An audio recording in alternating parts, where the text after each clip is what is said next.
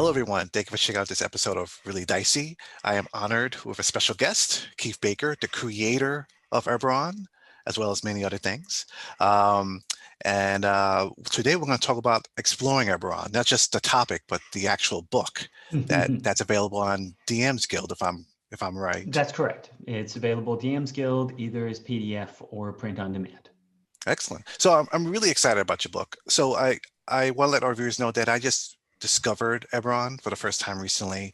I fell out of D&D a little bit during third edition, and then when I started coming back during fourth edition, although there were some books here and there, I didn't really pay close attention to it until 5e put out their version of Eberron. And once I read it, I was like, oh my gosh, this is it's almost like a post-apocalyptic magic punk.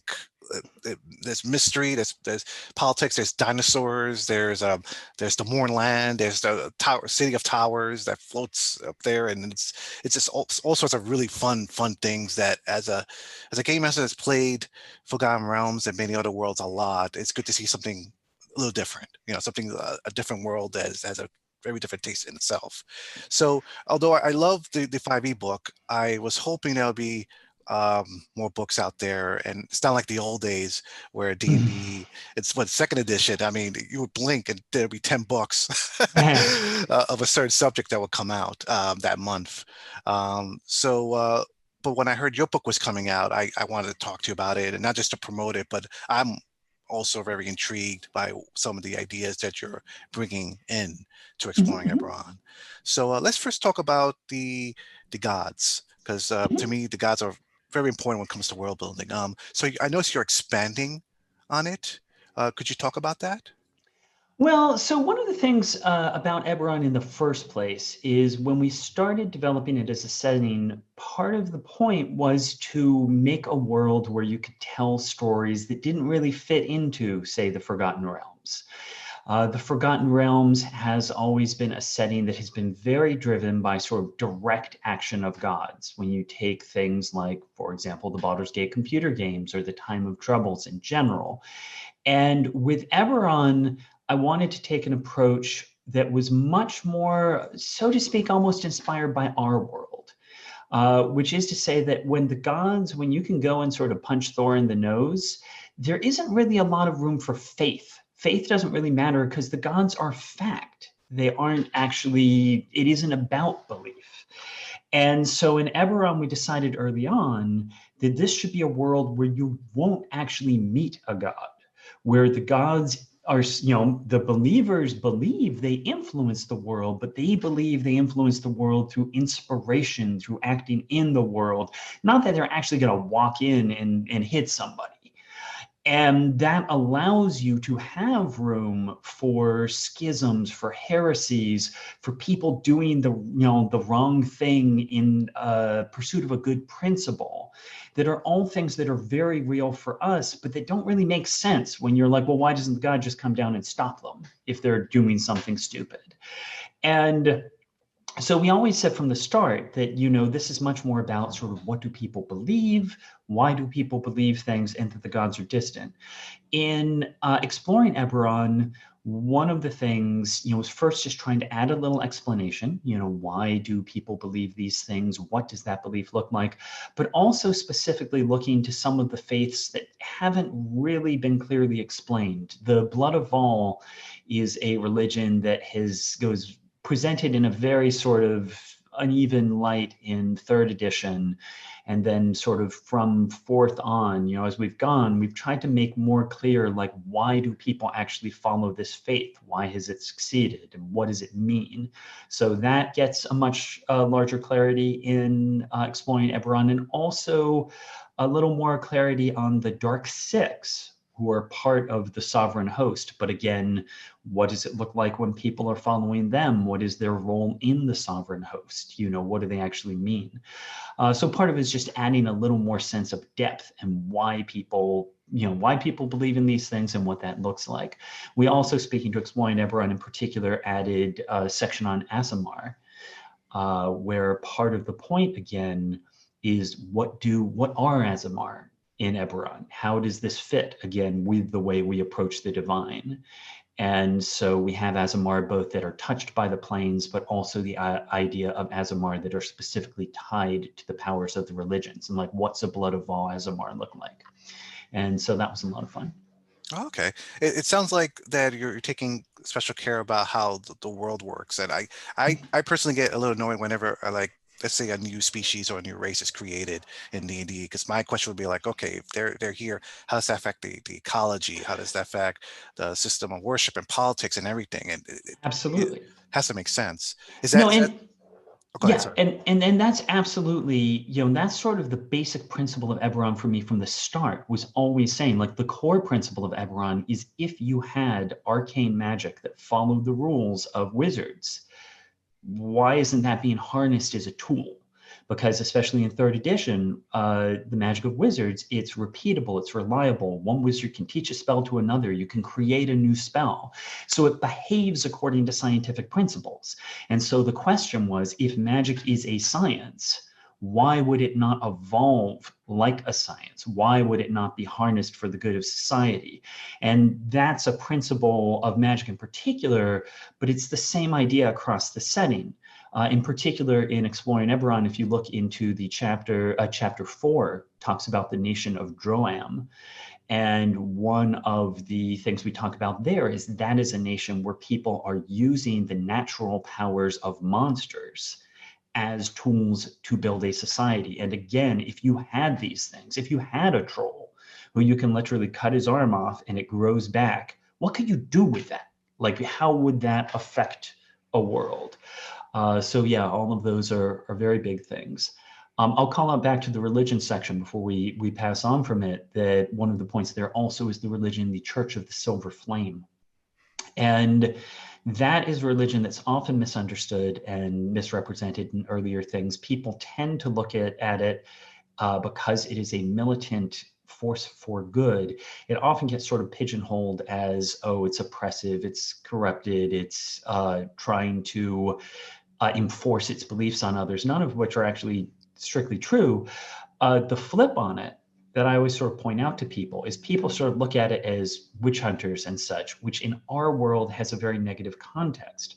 But again, in Eberron, we're like, but remember, this is a world where things like devils and demons are real, where you could have ghouls appearing in your graveyard, where you do have terrifying things just below your feet and demons haunting your dreams.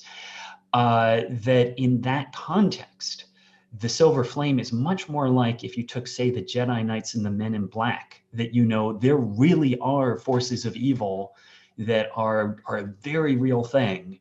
And this is the volunteer militia trying to protect you from it. And you need to sort of look at it in that light and remember, see it in the context of Eberron, not in the context of our world. Okay. Um, let's talk about the section about friends and foes you have in Exploring Eberron, which is great because I think it's important that, especially dungeon masters, to really see um, what is the dangers of this world. I mean, we think of Law, for example, in Forgotten Realms, Yeah. or the Kisses in Dragonlance. What can you tell us about what you've worked on in this section? So, there's the great powers in Eberron are things like the overlords are equivalent of powers like Takesis or Lolth, that these are sort of the native fiends of Eberron and the greatest powers in the world. And I don't actually provide statistics for new overlords in this setting, in part because the overlords are largely driving things through their cults. But I will call out, again, back in chapter 3, we go into a lot more detail about the cults of different overlords. So we talk about 5 different overlords and 5 of the Dalkir, and I'll come back to those in a moment. But we basically talk about Katashka, the overlord of death and the undead, about Belshalor, the shadow in the flame, who, corrupts people. So we have, again, the sort of cults of these forces in a way that, again, gives people something to use. And very much throughout this whole book, it's very much the question is, how does this drive an adventure? How does this drive a player character? What can you do with this information. Now, in chapter 6 in particular, a couple of the things we work with, one of them is, again, the Dalkir. The Dalkir come from the plane of Zoriat. They are, often referred to as the Lords of Madness, but they are basically alien entities that transform and corrupt things within the world. The primary ones in Rising from the Last War, we provide statistics for Belashira, the Lord of Eyes, who's the creator of the Beholders in the setting, and Dirn the Corruptor, who is the creator of the Mind Flayers in the setting.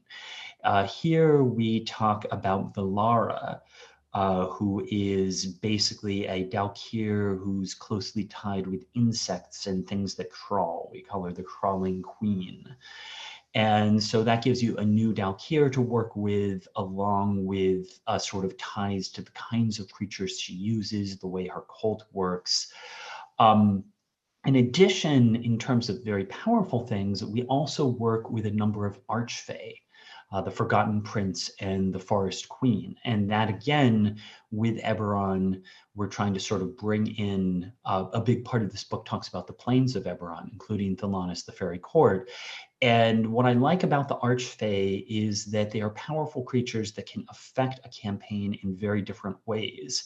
They can be enemies if you end up going to the wrong place, crossing the wrong path, but they can also be very interesting temporary allies. And forces that the players can use their assistance. And again, in a world where you don't actually have manifested gods, where you're not going to actually meet something like Doldorn, in some ways the Archfey can fill that role of being, these are the powerful supernatural entities that you can make deals with and that you can bargain with. They're just not gods. They don't have that same kind of sway over the entire world. A couple other things in the setting, part of it is that we do have a very big section about the plains, exploring the plains in more depth than we ever had before. So there's a couple other outsiders. There's some creatures from Dolur, the Plain of the Dead, and a new a quarry, the spirits of the Plain of Dreams. And also this book goes into the oceans and deals with the Sahuagin and their civilization. And so we have a new Sahuagin and a few other ocean creatures. Okay. When it comes to setting, I mean, again, this book is packed full of info. So you get like explanations about the five kingdoms that are still in power at the moment. Does this book expand on that as well? Does it expand on other places like Sharn or the Mornland? So it expands very much on other places. That basically the whole idea of exploring Eberron is there's a lot of different Eberron source books. You can get all the 3rd edition source books on the DM's Guild. But up until recently, it hasn't been possible for me to write about just any random thing I wanted to. You could only produce Eberron material through Wizards of the Coast. I have my website, keith-baker.com, where I do write just about all kinds of different subjects. There's a ton of crazy articles there. But basically with Exploring Eberron, it was my chance to write about the things that I never had the opportunity to write about before. And so it's parts of the world that never made it into the major source books. And so one of those is going deeper into religion. A very big part of the book, chapter 5, is about the planes, because Eberron has a unique planar cosmology, but we've never explored it in enough depth for you to really plan to go there or to understand how it differs from the Great Wheel. And so I'm very excited with Exploring Eberron to really give a lot more depth to the plains. In addition, instead of just going over Sharn and the 5 nations, Exploring Eberron talks about nations that I think are very interesting and unusual, but that we haven't dealt with before. So one of those is Droim, the nation of monsters. Off to the Kingdom of the West, founded by the hags, the daughters of Sora Kell. And as I said before, that's a nation that is founded by creatures that we usually think of as monsters. And it's all about that idea of how working together can Medusas, tieflings, doppelgangers, werewolves, what does a nation look like when those are its citizens and when their talents are the foundation you have to work with?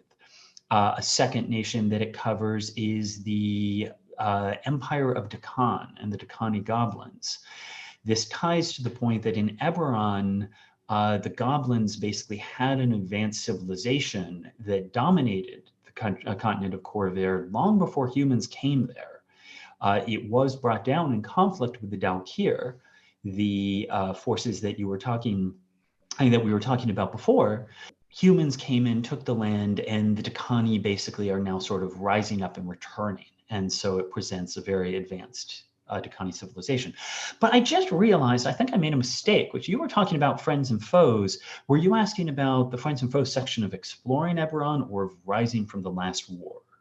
Oh, I'm sorry. I meant from Exploring Eberron. Okay, well, then I did talk about the right thing. I just Okay. wanted to make sure that I hadn't skipped over, going into more detail on the foes from Rising. But Oh, that's okay. Oh, go ahead. Sorry.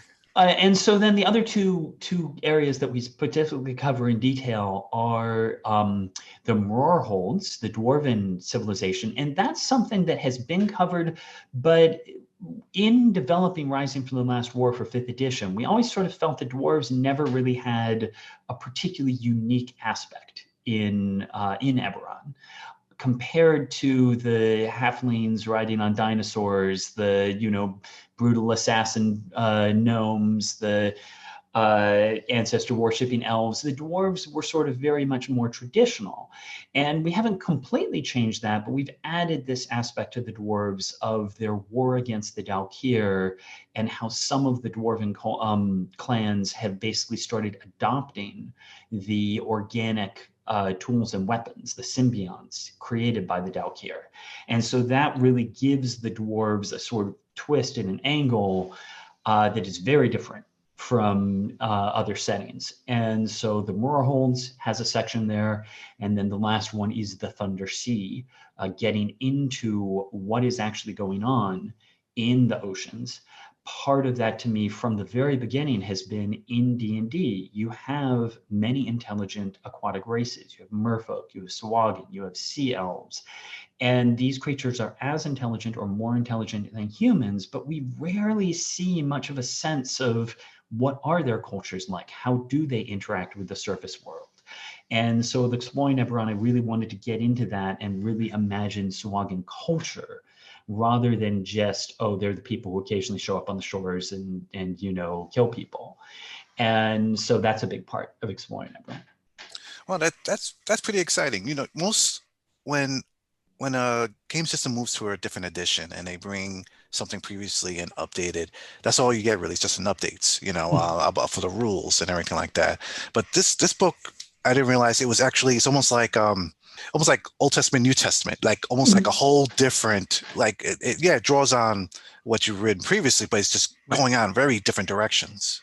And that's basically the point, is that Rising from the Last War sort of provides you the foundation. Rising from the Last War does cover all the things from previous editions in 5th edition mechanics. Exploring Eberron was a chance to say, well, here's all the things that never got covered. And to really add depth to those. The Plains are a very important one to me because we decided right at the very beginning that Eberron would have its own unique planar cosmology that wasn't part of the Great Wheel. But then over the course of 15 years, it never really got enough detail to really engage with it. And so finally getting to say, here's what makes the Plains of Eberron unique and compelling was very important to me. Okay. Now, I'm sure there are those out there watching this that are players, and as they're asking themselves, thinking as they're watching this, like, okay, what are players getting out of this? What are the character options and new classes or subclasses? What does this book offer? So it offers a number of different things. Throughout the book, we've tried to sort of present it for both players and game masters, that the lore is presented in such a way where we talk about it both as how could this affect a campaign, but also how is this useful to you? I'll say chapters 4 and 5 are certainly more game master oriented, but chapters 1 through 3 are very much intended for both players and game masters to read. In terms of concrete options, there's quite a few. So I mentioned before the section on Azamar. There's also playable gnolls was an important part to me. Gnolls play in a very important role in Droim, and having a playable option for gnolls was important. Looking for the roar holds, we add ruin-bound dwarves, which are a spin off of what in 3rd edition was called the Dalkir Half-Blood, of their dwarves who have been sort of influenced by the energies of the Dalkir. And so you have these sort of mutant effects, and they work with symbionts closely. Arini elves have a sort of deeper look than they did before. There's a number of different subclasses tied to things. One of my favorites I'll call out is the druid circle called the Circle of the Forged. And that is basically ever since Eberron started, there has always been this question of, do Warforged druids turn into Warforged animals or flesh and blood animals? And the official take from Wizards has always been, oh, they turn into flesh and blood animals. But as a fan of Transformers, I always wanted them to turn into Warforged animals. And so the Circle of the Forged is a druid circle that lets you turn into construct animals. But we also have things tied to the different things from the Dakani, the Goblinoids. We have the Forge Adept Artificer, and we have the Dirge Singer bards, although you could play those with any race. We add the Maverick Artificer is an artificer subclass that really gets to what I loved about the 3rd edition artificer was its flexibility, the ability to sort of create the thing you needed right in the spur of the moment. And that's reflected in my novels with the Artificer Lay. And so the Maverick tries to capture some of that, really that sense of the tinkerer, who is changing things to get what they need. We also have the Living Weapon Monk, which covers a lot of previous subclasses like the Weretouch Master and the Quarry Nightmare, sort of merged together into one monk path.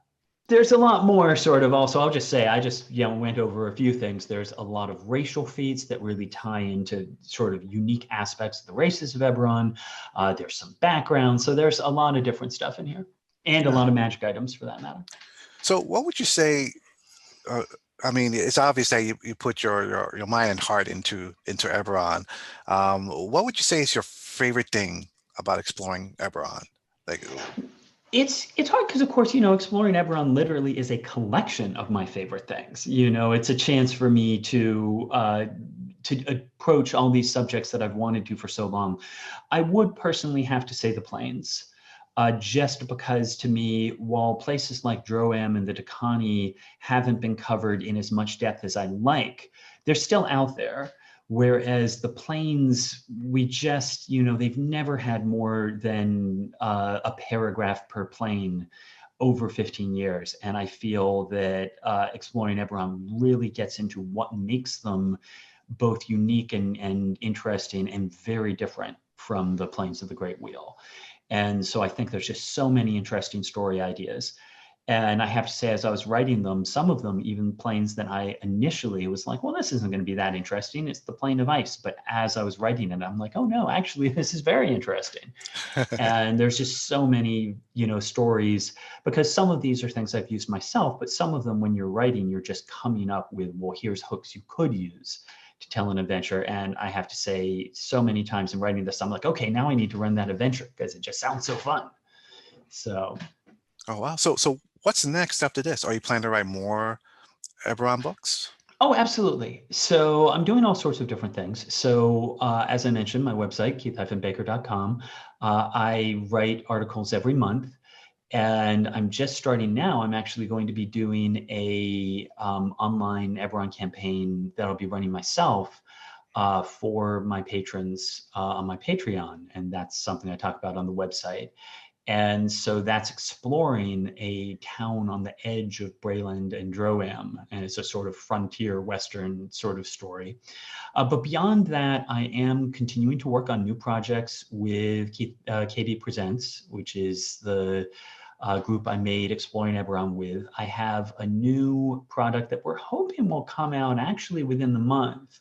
That is just a small, fun thing, but we haven't announced it yet, so I can't give too many details. But it's a small, fun thing that adds a lot of flavor to stories.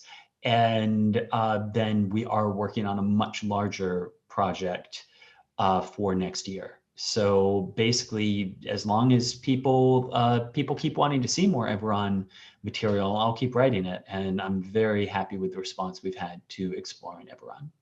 Excellent, excellent. So thank you so much for taking the time to talk to us.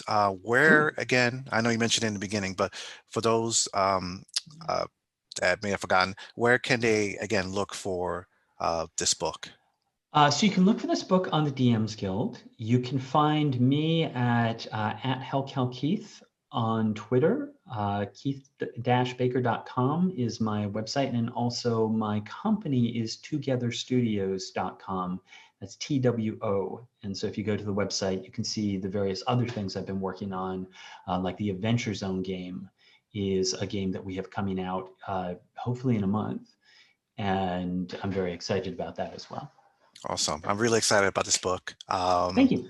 And to our viewers out there, thank you for watching. And yeah, be safe out there. Have a great day, everyone.